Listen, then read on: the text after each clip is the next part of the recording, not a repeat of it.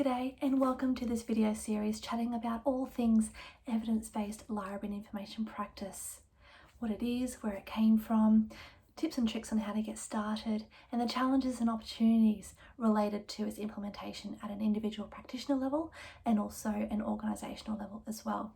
In this video, I'm talking about evidence, and I want to draw your attention to a little tiny bit of Booth's early definition of evidence-based library and information practice, and that is best available.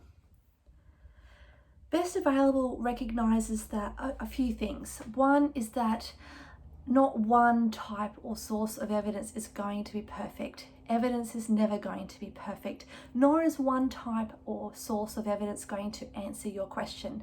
In fact, practitioners are encouraged to use more than one or multiple types or sources of evidence in order to help them make decisions in professional practice. The second thing I'll draw your attention to is that best available evidence is not always, available or accessible to us.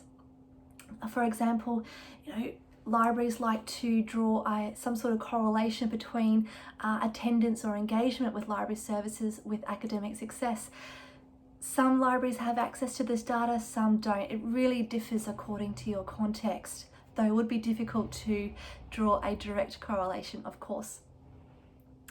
And the third thing is that time is usually not on our side when making decisions or service improvements. Think about this current situation of COVID-19 and how libraries have had to adjust fairly rapidly to user needs during this time.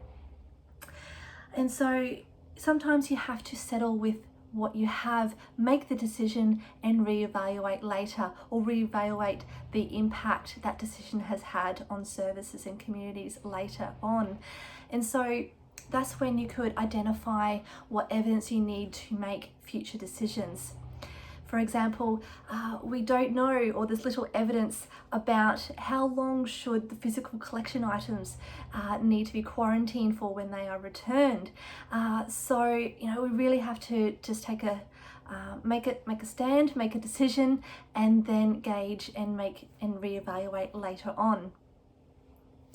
And so I think the key thing here to combat these few things is that practitioners need to understand the evidence that they need in order to identify what is best available.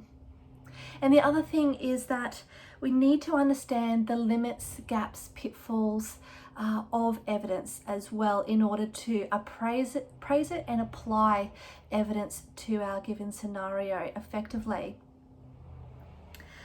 Asking the question, what doesn't this evidence tell me about the decision or the improvement I'm trying to make? If you have any questions at all about evidence-based library and information practice, do get in touch. I'll try to address them in this video series. Until next time, take care. Cheers.